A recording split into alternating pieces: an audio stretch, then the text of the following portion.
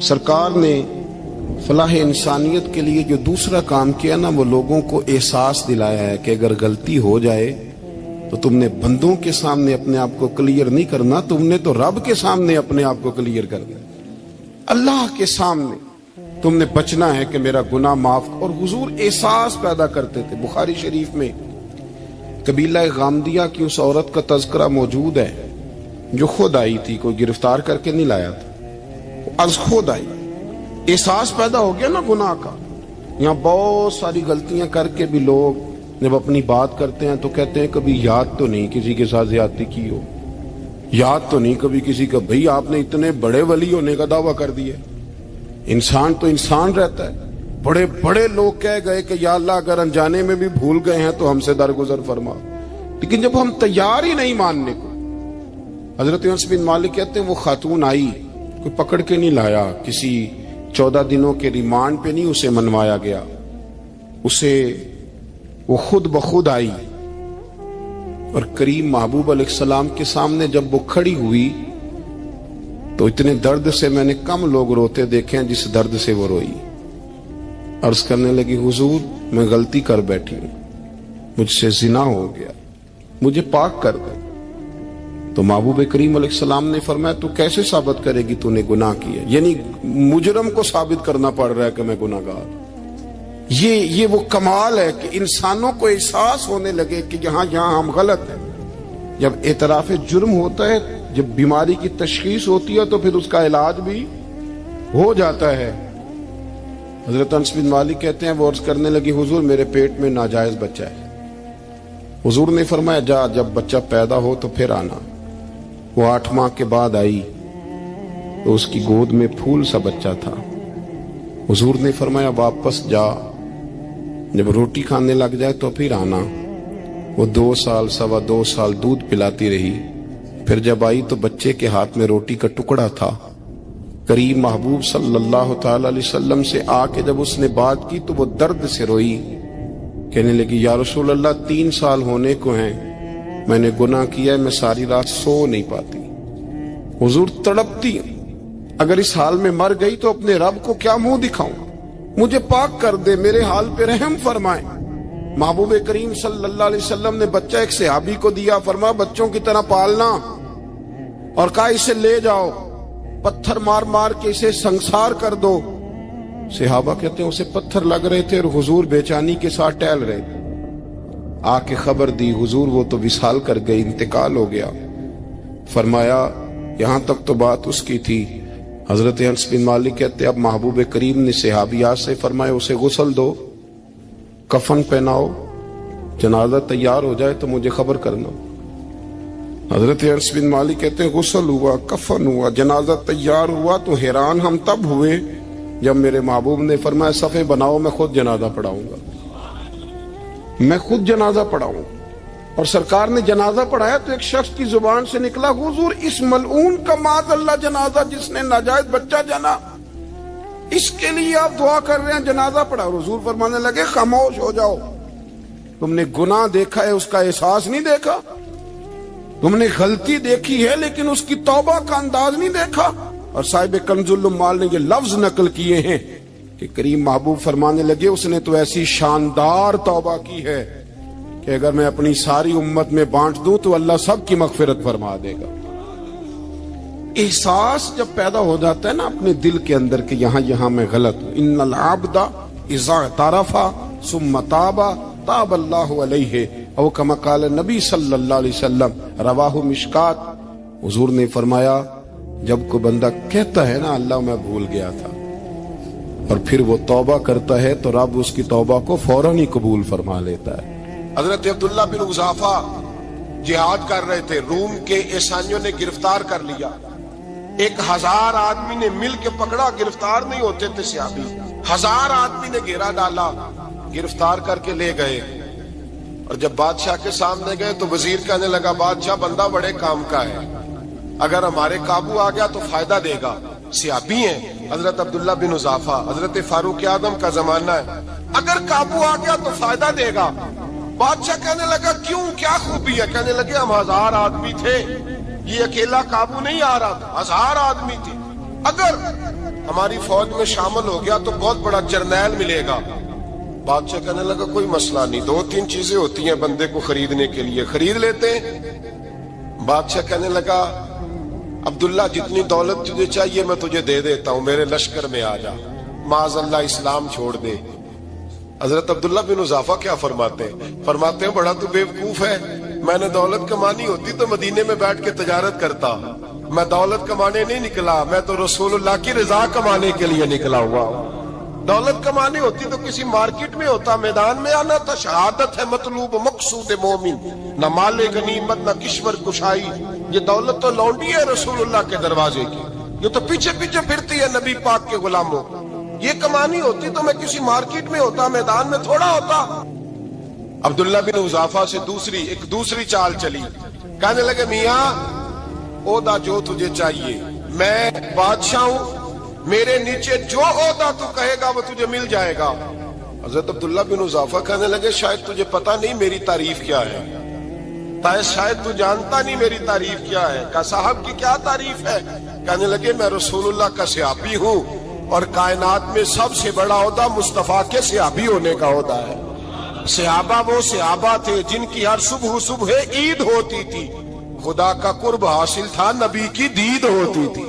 فرمایا میں نے حضور کے جلوے دیکھے ہوئے ہیں، مجھے عہدے کی ضرورت ہی نہیں، اور میں نے عہدہ لینا ہوتا تو میں سیاست کرتا، میں تو شہادت لینے نکلا ہوں میدان میں، عہدے کا میں نے کیا کرنا ہے۔ اب بادشاہ کہنے لگا اسے قتل کر دو، وزیر کہنے لگا نہیں ایک بات اور ہے، مجھے ایک چال اور چلنے دو۔ کہا وہ کیا؟ کہنے لگے میری بیٹی بڑی خوبصورت ہے، مجھے موقع دو اپنی ہی بیٹی کو سجا بنا کے، وہ جوان جس کی جوانی اتنی بڑی ہے کہ 1000 آدمی مقابلے میں کھڑا نہیں ہوتا، اس جوان کے کمرے میں رات کی تنہائی میں بنا سوار کے بی بی کو بھیجا۔ وہ بی بی کہتی ہے میں ساری رات بن سور کے اس صحابی کے کمرے میں بیٹھی رہی، لیکن یہ کیا شخص تھا، ساری رات ہی مصلے پہ بیٹھا رہا، ساری رات ہی، کچھ دیر تھک جاتا تو یہ کریم رسول پہ درود پڑھنا شروع کر دیتا۔ بی بی کہتی ہے سحری ہو گئی تو میں نے چھو کے دیکھا کہ انسان ہے کہ جن ہے، یہ بندہ ہے کہ فرشتہ ہے، چھو کے دیکھا۔ کہنے لگے پیچھے ہٹ جا، میں نے کہا میں نے تو سنا تھا تو 1000 کے مقابلے میں ہے اور تو اتنا بے حس ہے کہ بنی صبری دلہن بیٹھی ہے، تو نے نظر نہیں کی؟ عبداللہ بن حذافہ، بی بی کہتی ہے نظر پھر نہیں اٹھائی، نظر پھر جھکی ہوئی ہے۔ کہنے لگے بی بی میں مجبور ہوں، اب میرے اوپر کوئی حسن نہیں چلتا، میں نے جلوائے بدوہا کا دیدار کیا ہوا ہے، اب میری نگاہوں میں جچتا نہیں کوئی، اس لیے کہ جیسے میرے سرکار ہے ایسا نہیں کوئی، کبھی بھی اب نہیں کسی کا میرے اوپر جادو چلتا، میں نے مصطفیٰ کو، اور کہا ذرا پیچھے ہٹ کے بیٹھ، مجھے میرے رسول نے غیر محرم سے بچنے کا حکم دیا ہے، ذرا پیچھے ہٹ کے بیٹھ۔ سحری کا وقت تھا، وہ بی بی کہتی ہے اس نوجوان کے جملے میرا سینہ چیر گئے، کلیجہ پھٹ گیا، چیخ نکلی، میں کفر کے عالم میں روئی۔ میں نے کہا مجھے بتا تو صحیح، آخر یہ جذبہ کہاں سے ملتا ہے، آخر یہ روشنی تو میں نے دیکھی نہیں، کہاں سے آتی ہے؟ ایک میرا باپ ہے جو بنا سور کے مجھے تیرے کمرے میں چھوڑ گیا، بتلا یہ کہاں سے کیف آتے ہیں؟ عبداللہ بن حذافہ کہنے لگے اگر کیف لینا ہے تو تو بھی میرے مصطفیٰ کا کلمہ پڑھ جا، آجا دروازہ رسول پہ جھک جا، مل جائے گا۔ سویرے دروازے پہ باپ آیا بیٹی سے رزلٹ لینے، دروازہ کھولا تو بیٹی نقاب پہنے باہر آئی، باپ کہنے لگا کیا بلا؟ کہنے لگی پیچھے ہٹ جا، تو غیر محرم ہے، کافر ہے، میں مسلمان ہوں۔ اس نے کہا کیا ہوا؟ کہنے لگی تیرے جیسے کو باپ کہوں، تیرے جیسے کو جو مجھے استعمال کر رہا تھا، میں تجھے باپ نہیں مانتی، میں اب رسول والی ہو گئی، میں حضرت فاطمہ کی کنیزہ ہو گئی، میں اب نبی کریم کی خادمہ ہوں، خبردار میرے قریب نہ آنا۔ یہ دعو بھی ناکام ہوا۔ اب حضرت عبداللہ بن حذافہ کے سامنے موت کھڑی کی، ایک کڑا میں تیل گرم کیا، کہنے لگے تجھے اس میں جلایا جائے گا۔ حضرت عبداللہ بن حذافہ رضی اللہ تعالیٰ عنہ جب جلنے کے قریب ہوئے تو رونے لگے۔ روم کا بادشاہ کہنے لگا شاید ڈر گیا ہے، کہنے لگے اب سمجھ آئی ہے، اب تجھے پتا چلا ہے، چلا آ جا۔ حضرت عبداللہ بن حذافہ کہنے لگے تو کافر ہے، تیری کافروں والی سوچ ہے، اس لیے نہیں رویا کہ موت سے ڈر گیا ہوں، میں تو اس لیے رویا ہوں کہ ایک جان ہے وہ نبی پاک پہ قربان ہو رہی ہے، کاش رب مجھے 1000 جان دیتا میں ساری مصطفیٰ پہ قربان کر دیتا۔ ایک سنار نے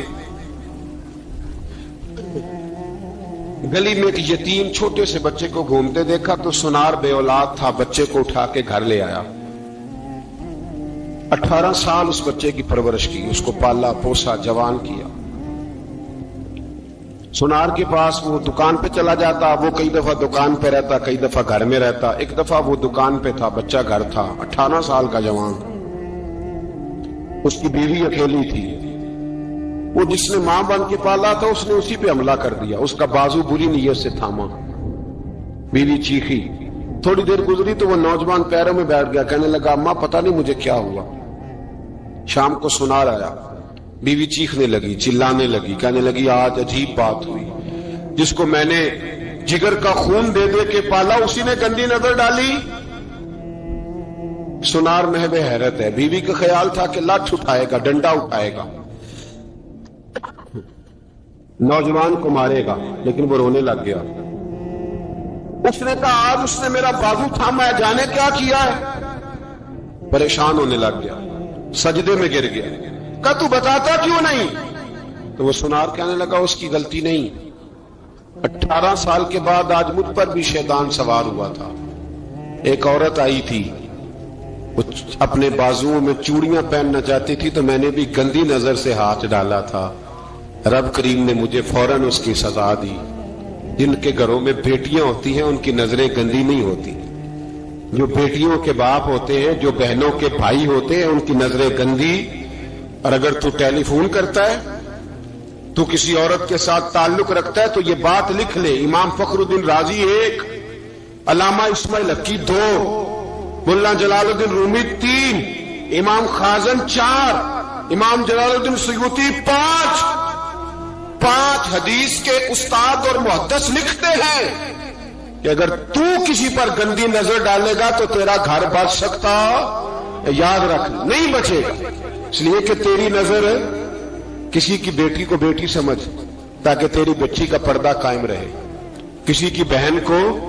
یہ کیا بات ہوئی کہ تو جتنا مرضی گند معاشرے میں پھیلاتا رہے تیرا گھر بچا رہے؟ یہ کیسے ہو سکتا ہے؟ فَإِنَّ لَهُ مَعِيشَةً ضَنْكَ، اللہ فرماتے ہیں زندگی تنگ ہو جائے گی تیرے لیے مشکل، تو ڈھونڈتا پھرے گا کہ میں مرنے کو جگہ تلاش کروں۔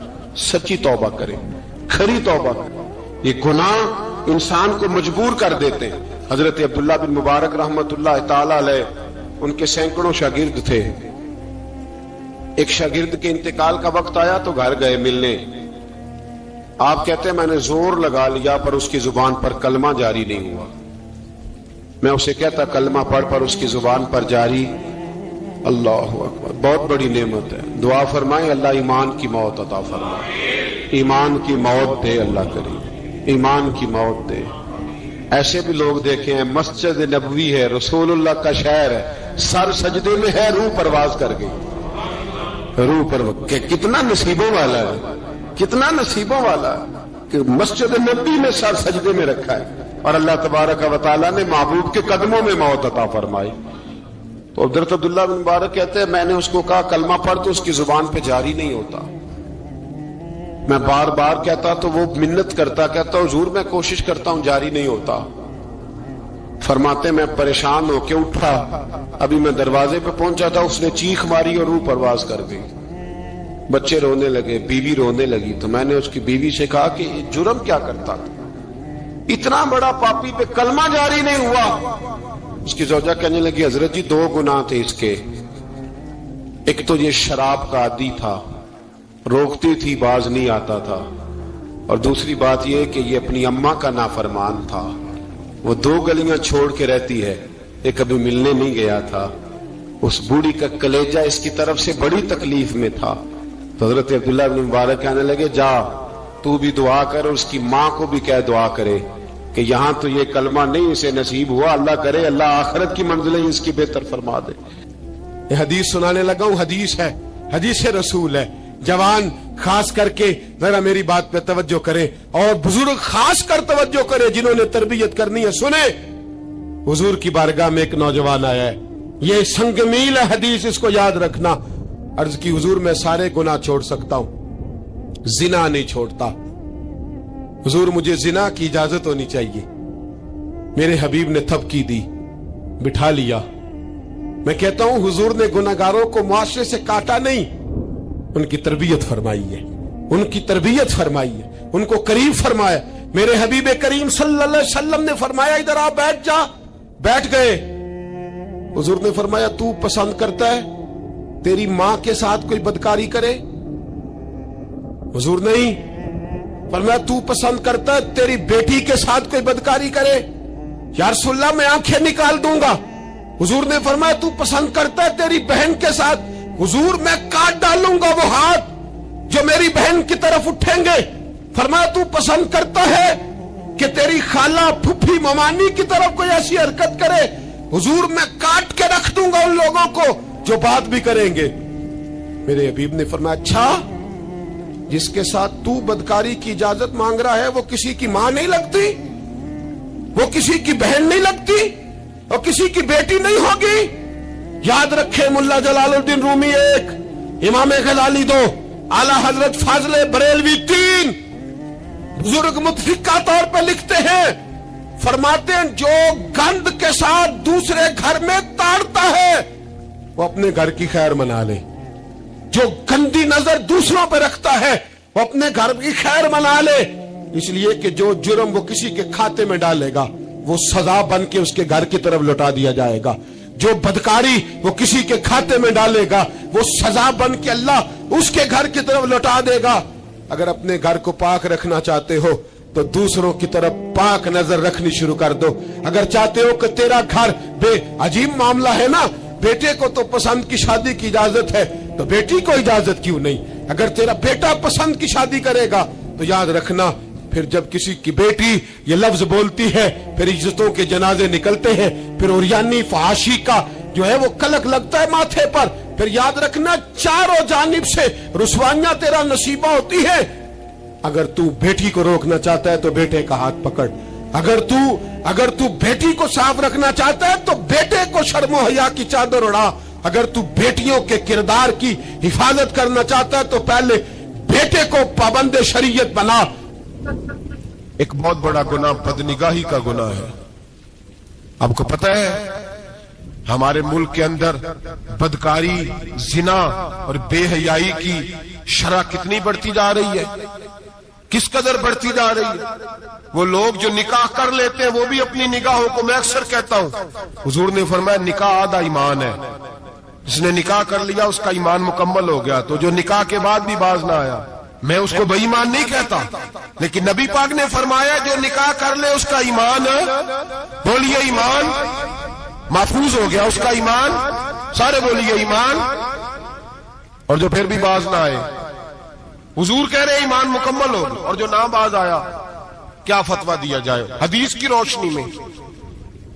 मेरे नबी पाक की बारगाह में औरतें आई तौबा करने, बैत करने, मुसलमान होने।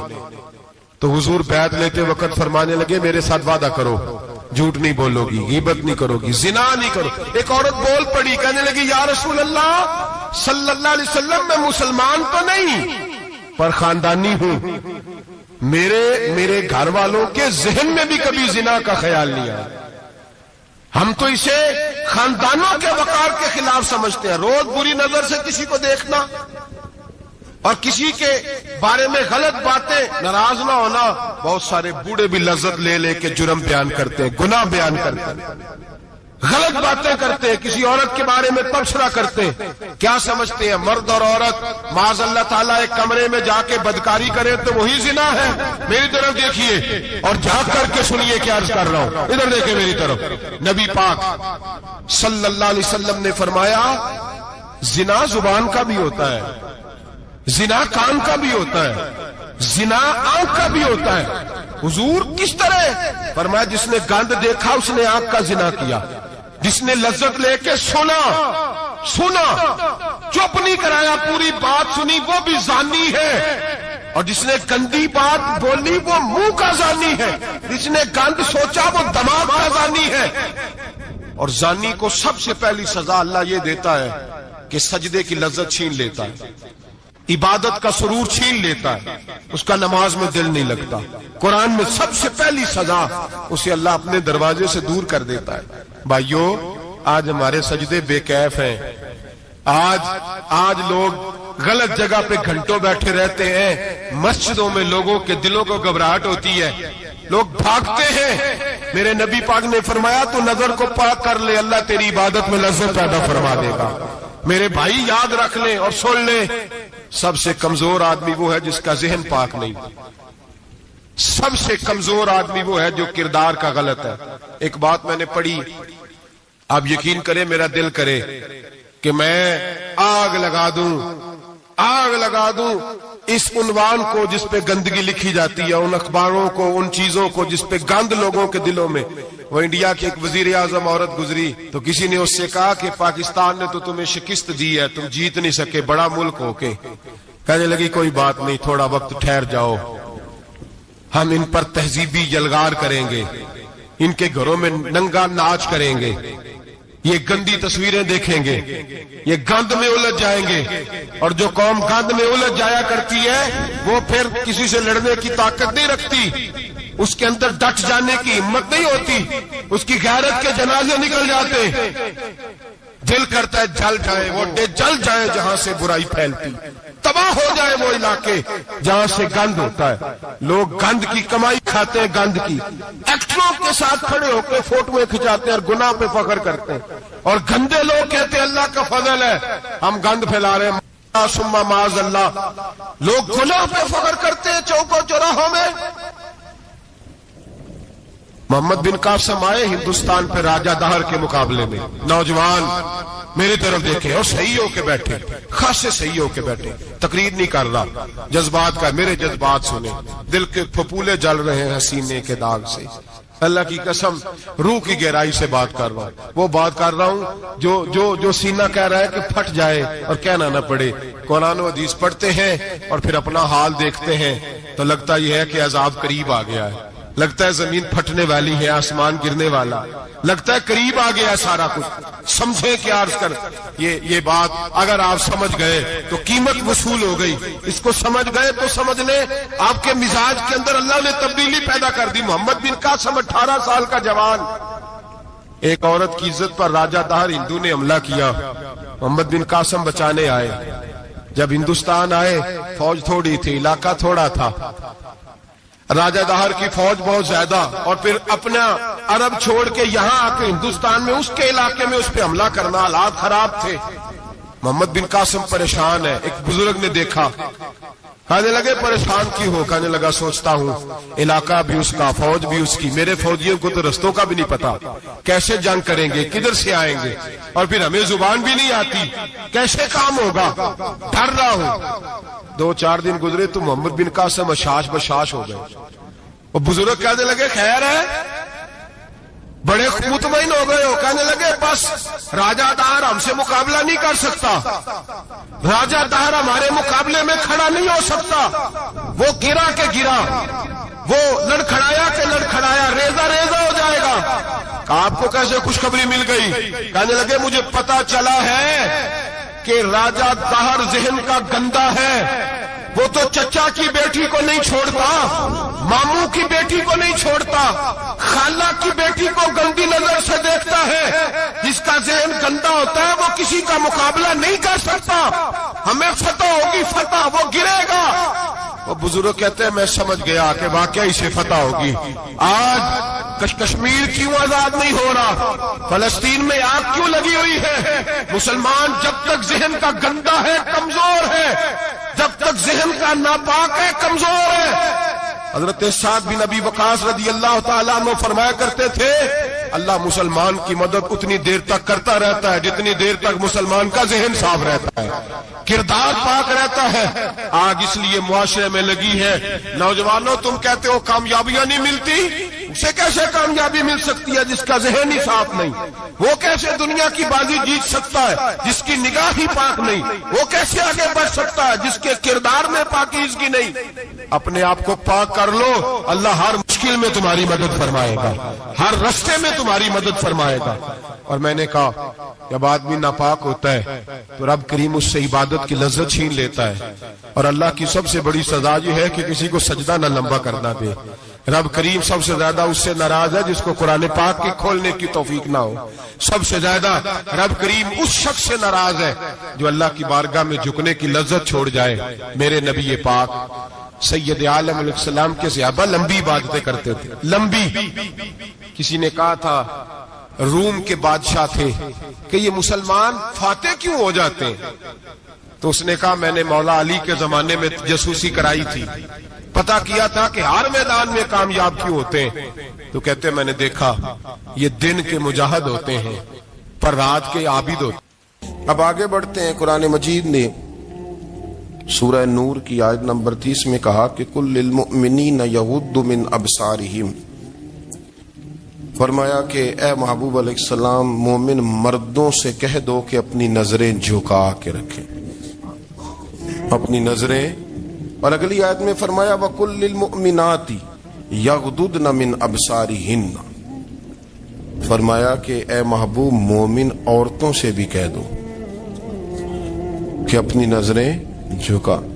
مرد بھی اپنی نظر جھکا کے رکھے گا عورت کی طرف، لیکن یہ ساری پابندی صرف مرد پر نہیں، عورت بھی غیر محرم کا چہرہ نہیں دیکھے گی، اس پر بھی اسی طرح نظر جھکانے کا حکم ہے جس طرح کے وہ ہر دکاندار کو بھائی جان کہہ کے گفتگو کرنے کی اس کو بھی اجازت نہیں ہے کہ وہ بھی وہ سمجھے کہ پابندی تو مرد نے کرنی تھی، میں نے تھوڑی کرنی تھی۔ وہ جس کے پاس جائے، جہاں بھی جائے، ڈاکٹر کے پاس جائے، باہر جائے، تو وہ جس طرح مرضی اس کا دل چاہے وہ بات چیت کرے، اس کی عورت کو بھی اجازت اسلام نہیں دیتا۔ بنیادی طور پہ اسلام شرم و حیا کا دین ہے، حیا کی بات کرتا ہے۔ حیا کی جب ہم تعریف کرتے ہیں تو حیا کی تعریف یہ ہے کہ کوئی کبھی چیز دیکھ کے نہ تو آپ کی طبیعت میں کراہت محسوس ہو، آپ کوئی غلط جملہ منہ سے نکالتے ہوئے ذرا جھجکیں، آپ کوئی غلط بات کرتے ہوئے تھوڑا بوجھ محسوس کریں۔ ہمارے ہاں تیزی سے فروغ پایا ہے بے حیائی نے، سنگیوں کی محفلیں، یاروں کی محفلیں، اس میں غلیظ گفتگو ہوتی ہے الا ماشاء اللہ۔ جن دوستوں کو بڑی پاک صاف گفتگو کرنی چاہیے، دوستی کا رشتہ بڑا مقدس رشتہ ہے، جو یہاں ایک دوسرے سے پیار کریں گے جنت میں بھی اکٹھے داخل کیے جائیں گے۔ شرط یہ ہے کہ پیار اللہ رسول کی رضا کے لیے ہو، لیکن اس کے اندر اگر آپ کی گفتگو کچی ہو، کمزور ہو، فحاشی والی ہو، عریانی والی ہو، وہ ہمارے ہاں تو اب اس کو لوگ فیشن سمجھتے ہیں، اس کو مردانگی کی علامت سمجھتے ہیں کہ وہ جی ساری باتیں جی وہاں ہو گئی، اور جس کا جو جی چاہا اس نے کہا۔ آپ جب حیا کے دائرے میں ہوتے ہیں تو آپ خود بھی سکون محسوس کرتے ہیں۔ دیکھیں نا، آپ کو نیند سکون سے کہاں آتی ہے؟ جہاں کمرہ بند ہو، چاروں جانب دیوار ہے، اوپر چھت ہے، خالی دروازہ بھی کھلا ہوا ہونا تو جب بندہ سکون لینا چاہتا ہے تو کہتا ہے یار ذرا دروازہ ذرا بند کر دو۔ وہ اچھی طرح اپنے آپ کو چھپا لیتا ہے نا حیا کے پردے میں، تو اللہ اسے سکون عطا کرتا ہے۔ اور جو اس سے بھی زیادہ ٹھنڈی نیند میں جانا چاہتا ہے وہ کہتا ہے لائٹ بھی بند کر دو۔ اب وہ مکمل طور پہ سمجھتا ہے کہ میں چاروں جانب سے چھپ گیا ہوں، اگر میں کھل کے بھی سو جاؤں گا تو میرا چونکہ پردہ قائم ہے تو مجھے کوئی دشواری نہیں ہوگی۔ آپ جب چھپ جاتے ہیں، جب آپ حیا کے اندر سمٹ جاتے ہیں، جب آپ چادر کے اندر آ جاتے ہیں تو آپ بہت ساری جگہوں پہ آسانی محسوس کرتے ہیں۔ تو حیا تو آپ کو سکون دیتی ہے، حیا تو دل کو راحت دیتی ہے۔ میں بڑی ذمہ داری سے بات عرض کرتا ہوں، قرآن مجید نے نا ایک مقام پہ مذاق کو، ایک مزاح ہوتا ہے خوش طبی، وہ نہیں، مذاق اڑانا۔ قرآن پاک نے نا مذاق کو ایک جگہ پہ جاہلوں کا طریقہ بھی قرار دیا۔ بنی اسرائیل کے لوگوں سے حضرت موسیٰ نے کہا کہ گائے ذبح کرو اور ایک ٹکڑا مقتول کو مارو، زندہ ہو کے خود بتا دے گا مجھے کس بندے نے قتل کیا۔ تو کہنے لگے آپ ہمارے ساتھ مذاق کر رہے ہیں۔ تو قرآن مجید کہتا ہے کہ حضرت سیدنا موسیٰ علیہ السلام فرمانے لگے اعوذ باللہ ان اکون من الجاہلین، فرمانے لگے میں اللہ کی پناہ مانگتا ہوں کہ میں جاہلوں میں سے ہو جاؤں۔ یہ مذاق کرنا تو جاہلوں کا طریقہ ہے۔ اگر آپ کی زبان سے بے حیائی کا جملہ نکل گیا، اگر آپ کی زبان سے بے حیائی کا جملہ نکل گیا، آپ نے کہہ دیا کہ ہم آزاد لوگ ہیں، جو مرضی کریں گے، جو مرضی کہیں گے، جو ہمارا دل میں آئے گا کریں گے، تو پھر تو لوگ آپ کا وہ اشر کریں گے کہ آپ سے برداشت ہی نہیں ہوگا۔ جس کا لوگ مذاق بنا لیتے ہیں اور جو مذاق بن جاتا ہے پھر اسے کچھ جینے دیتا ہے۔ آپ حیا کی چادر میں چھپیں گے تو بچیں گے۔ اگر آپ نے اپنا مذاق بنوا لیا یہ کہہ کہ میں نے مرضی کرنی ہے، پھر یاد رکھنا چھپنے کو جگہ نہیں ملے گی، پھر تکلیف میں آ جائیں گے، پھر بہت بڑی اذیت کا شکار ہو جائیں گے۔ شرم و حیا، عرب کے اندر جو کنواری لڑکیاں تھیں ان میں بڑی حیا ہوتی تھی۔ الحمدللہ میں بڑے فخر سے کہتا ہوں کہ میرے پنجاب کی، میرے پاکستان کی بیٹیاں بھی 20 دفعہ ان کا ابا کہے تیری شادی کرنی ہے تو وہ آنکھ نہیں اٹھا پاتی آج بھی۔ یہ تو وہ چند لوگ ہیں جو کہتے ہیں ہم ہائی کلاس ہو گئے، ہمیں نہیں پتا کہ وہ روشن خیال ہو گئے ہیں کہ روغن خیال ہو گئے، پتہ نہیں کدھر چلے گئے۔ ورنہ ہماری بیٹیاں آج بھی جب ان سے ان کا باپ، ان کی ماں بات کرتی ہے تیری شادی کی، تو وہ تو شرم کے ساتھ پچھلے سے پچھلے کمرے میں چھپتی ہیں۔ یہ اللہ نے فضل کیا ہوا ہے اس ملت پر۔ تو عرب کی لڑکی بڑی حیا والی ہوتی تھی، اس سے کوئی بات کرنی پڑتی تھی تو 20 دفعہ بات کی جاتی، پھر بھی وہ عورت چھپتی پھرتی تھی۔ حضرت عائشہ صدیقہ رضی اللہ تعالیٰ عنہ فرمانے لگیں میرے نبی پاک صلی اللہ علیہ وسلم عرب کی کنواری لڑکیوں سے بھی زیادہ حیا کرنے والے تھے۔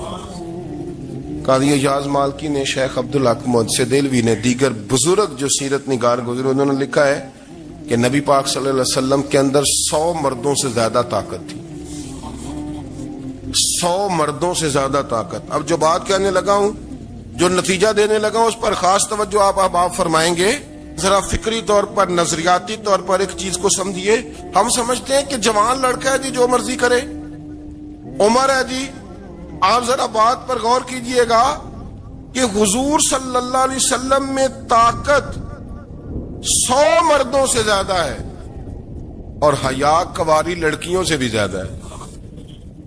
ذرا اس بات کا تقابلی جائزہ کیجئے گا کہ طاقت 100 مرد سے زیادہ ہے لیکن حیا کنواری لڑکی سے بھی زیادہ ہے۔ اس کا معنی یہ ہوا کہ جس ٹہنی کو پھل زیادہ لگ جاتے ہیں وہ جھکا کرتی۔ تو حیا تو حسن ہے، حیا تو آپ کو پاک صاف کرے گا، حیا تو آپ کو نرالا کرے گا، انوکھا کرے گا۔ وہ ہمارے ایک دانشور ہے، تم نے مضمون لکھا، کئی باتیں بڑی پسند آتی ہیں۔ وہ کہتے ہیں کہ میری اہلیہ، ان کو بھی کسی نے مس گائیڈ کر دیا تھا، حالانکہ اچھی خاتون ہے، کسی نے مس گائیڈ کر دیا۔ وہ بھی سماجی اور ویلفیئر اور یہ خواتین کو شوق ہوتا نا بننے کا، تو وہ بھی سماج کے اندر اچھا مقام تلاش کرنے کے موڈ میں آ گئی۔ تو کہیں ایک دن جانا تھا تو بڑی بن سنور کے میرے ساتھ وہ گاڑی میں بیٹھ گئی۔ تو میں گاڑی میں، عورتوں کو یہ بھی مسئلہ ہوتا ہے نا کہ ہماری تعریف کرو، تو کئی دفعہ بعد مردوں بیچاروں کو جھوٹ بولنا پڑتا ہے، وہ زبردستی کراتی ہیں نا جی۔ اس میں گنجائش بھی دی ہے شریعت نے گنجائش دی ہے کہ کبھی بیوی کو راضی کرنے کے لیے خلاف واقعہ بات کرنی پڑے تو کر لینی چاہیے، تو وہ کراتی بھی ہیں۔ 3 موقع پر خلاف واقعہ بات کرنے کی اجازت ہے، واقعے کے خلاف بھی آپ بات کر سکتے ہیں، جنگ کے موقع پر 2 لوگوں کو صلح کرانے کے لیے اور بیوی کو راضی کرنے کے لیے کر لیں کوئی ایسی بات، بے شک اپنی طبیعت پہ جبر کر کے کر لیں، گنجائش ہے، اجازت ہے۔ وہ کہتے ہیں جب وہ گاڑی میں میرے ساتھ بیٹھی بن سنور کے، وہ تقاضا کرنے لگی کہ میں نے بڑے اچھے کپڑے پہنے ہیں پر آپ نے توجہ نہیں کرائی۔ وہ سیانا بندہ تھا، وہ چاہ رہا تھا کہ میری خاتون سمجھ جائے۔ وہ کہتے ہیں مجھے پتا تھا کہ بیچاری مس گائیڈ ہو گئی ہے، دل کی بڑی اچھی ہے، سیانی ہے، لیکن اس کو کچھ خواتین نے، کچھ لوگوں نے مل کے اس کو ذہن غلط کر دیا ہے کہ سماج میں نکلو، باہر جاؤ، کام کرو، فلاں کرو، اپنی مرضی سے جیو۔ تو میرے ساتھ گاڑی میں بیٹھی کہیں جانے کے لیے، تو مجھ سے کہنے لگی کہ آپ نے میری طرف توجہ ہی نہیں کی، آپ نے کوئی ذکر ہی نہیں کیا کہ میں کیسی لگ رہی ہوں۔ تو وہ کہتے ہیں میں نے اسے کہا کہ اگر تو ناراض نہ ہو تو پھر میں صحیح والی تعریف کر دوں۔ تو اس نے کہا کہ آپ کر دیں. تو کہتے ہیں میں نے درد سے اور خلوص سے اپنی بیوی سے کہا, خلوص کے ساتھ. میں نے کہا میں تو روز گھر ہوتا ہوں, روز شام کو گھر ہوتا ہوں, اگر تو میرے لیے تیار ہوتی تو میں تیری تعریف کرتا, لیکن آج تو باہر جانے کے لیے تیار ہوئی, تو پھر ان سے تعریف کی امید رکھ جن کے لیے تو نے تیاری کی ہے. میرے لیے تیاری کرتی تو میں تو ہر شام تیرے پاس ہوتا ہوں. کہتے ہو میرے لفظوں میں درد تھا تو وہ بھی رو پڑی. تو کہنے لگی آپ گاڑی روک دیں, مجھے باہر جا کے کسی کو راضی نہیں کرنا, میں نے اسے راضی کرنا ہے جس کو رب کریم نے میرا شوہر بنایا اور میرے لیے منتخب کیا ہے میرے ماں باپ کو, میں واپس لوٹتی ہوں. یہ ایک پہلو ہے سلگتا ہوا, اس کو سمجھا جائے. رسول کریم صلی اللہ علیہ وسلم عرب کی کواری لڑکیوں سے زیادہ حیا والے تھے, کواری لڑکیوں سے زیادہ حضور حیا فرمایا کرتے تھے.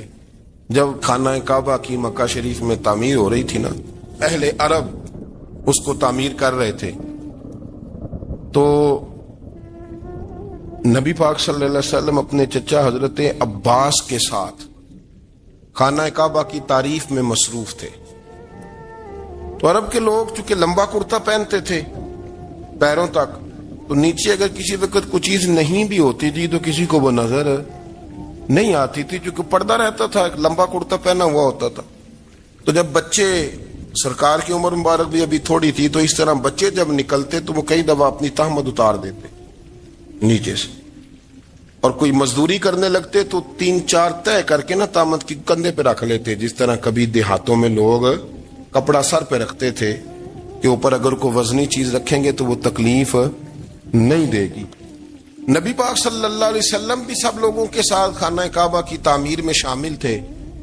تو حضرت عباس رضی اللہ تعالیٰ عنہ نے کہا حضور سے, ابھی اللہ نے نبوت بھی نہیں فرمایا تھا, بھتیجے آپ بھی تامد اتاریے, یہ صحیح مسلم میں حدیث موجود, اور اس کو کندھے پہ رکھ لیجیے, آپ اینٹیں اٹھا اٹھا کے لا رہے ہیں تو ذرا آپ کو تکلیف نہیں ہوگی. تو سرکار دو عالم صلی اللہ علیہ وسلم سے یہ بات کہی, اور پھر جلدی سے حضور کی تہمت کو نکال کے نا, حالانکہ لمبا کرتا پہنا ہوا ہے, تو وہ جیسے ہی ان کے کندھے پہ رکھا اینٹیں رکھنے کے لیے, تو سرکار تو زمین پہ گر گئے, بے ہوش ہو گئے, آنکھیں آسمان کی طرف, اور پھر حضور پکار رہے ہیں آزاری آزاری آزاری, میرا تامت دے دو, میرا تامت دے دو. کبھی کوئی شخص اس وجہ سے بھی بے ہوش ہوا ہے کہ میرے وجود سے کپڑا اتر گیا ہے, حالانکہ سرکار پر وہ بے ہوشی بھی نبی پاک کا وہ جو غلبہ ہے نا شرم و حیا کا, اس کی وجہ سے ہو. ورنہ تو حضور فرماتے ہیں کہ میری آنکھیں سو جاتی ہیں, دل تو میرا اس عالم میں بھی جاگتا رہتا ہے. تو سرکار زمین پہ تشریف لے آئے, آنکھیں میرا تامت دے دو, میرا تامت دے دو. تو جلدی سے انہوں نے تامت دیا تو حضور نے باندھ لیا. پھر طبیعت مبارک میں تسلی ہوئی, یعنی ہم اس رسول کے غلام ہیں کہ جن کے تو وجود سے کپڑا اتر جائے تو حضور برداشت نہیں کرتے, قبول نہیں فرماتے, تکلیف شروع ہو جاتی. لیکن یہاں نوجوان ہیں اور بڑا قد کاٹ ہے اور بڑے بڑے سمجھدار لوگ ہیں, گرمی آتی ہیں تو شارٹ کپڑے پہن کے گھومتے ہیں, ان کو خیال نہیں کہ یہ وہ والا لباس ہے جو باہر تو کیا گھر میں اماں کے سامنے نہیں پہننا چاہیے, بہنوں اور بیٹیوں کے سامنے نہیں پہننا چاہیے. آپ کی گفتگو میں شرم و حیا ہو, آپ کے لب و لہجے کے اندر حسن ہو. آپ کو پتہ ہے نبی پاک صلی اللہ علیہ وسلم نے فرمایا میری امت میں سب سے زیادہ حیا کرنے والے عثمان غنی ہیں, عثمان غنی سب سے زیادہ حیا کرنے والے. آپ فرمایا کرتے تھے جب سے حضور کا چہرہ دیکھا ہے میں نے کبھی اپنی شرمگاہ بھی نہیں دیکھی, میں نے آنکھوں کا وضو نہیں توڑا, اور جب سے حضور کے دست مبارک میں نے بیعت کے لیے سیدھا ہاتھ بڑھایا تو پھر سیدھا ہاتھ میں نے کبھی گندگی کو نہیں لگایا. حیات. آپ باتھ روم کے اندر بھی غسل فرماتے تھے تو کپڑوں سمیت کرتے تھے. کسی نے کہا حضرت جی واش روم کے اندر کیوں نہیں کپڑے اتارتے؟ آپ فرمانے لگے باہر بندوں سے حیا کرتا ہوں, اندر جاتا ہوں تو رب سے حیا آنی شروع ہو جاتی, وہ تو دیکھ رہا ہے نا. تو میں جو بات آپ کی خدمت میں عرض کرنا چاہتا ہوں اس کو آپ سمجھیے گا میرے عزیز, کہ شرم والا مزاج, گفتگو بھی شرم والی, آنکھیں بھی شرم والی, لباس بھی شرم والا, دوستی یاری بھی شرم والی, بہت ساری ایسی باتیں. دیکھیں نا آپ ذرا, میں نے کہا کہ باتوں کو سن کے گزر نہ جایا کریں, اس کی گہرائی پر غور کریں. حضور علم کا سمندر ہے, سرکار سے زیادہ علم دنیا میں کسی کے پاس موجود نہیں ہے. اور صحابہ کو موقع ملا ہوا اس سمندر سے فیض لینے کا، لیکن ان کی حالت یہ ہے کہ حضرت علی المرتضیٰ فرماتے ہیں 14 دن گزر جاتے، حضور سے کوئی سوال پوچھنا ہوتا تھا پر میں شرم کے مارے نہیں پوچھ پاتا تھا۔ 14 دن بخاری شریف میں موجود ہے۔ ایک دن نبی پاک صلی اللہ علیہ وسلم نے پوچھا صحابہ سے کہ وہ کون سا درخت ہے جس کے پتے نہیں گرتے، اور وہ درخت اس طرح ہے جس طرح مومن ہوتا ہے، وہ درخت میرے مومن کی طرح بتاؤ۔ حضرت عبداللہ ابن عمر فرماتے مجھے پتا تھا کہ وہ کھجور کا درخت ہے، لیکن چونکہ ابو بکر صدیق بھی بیٹھے ہیں، عمر فاروق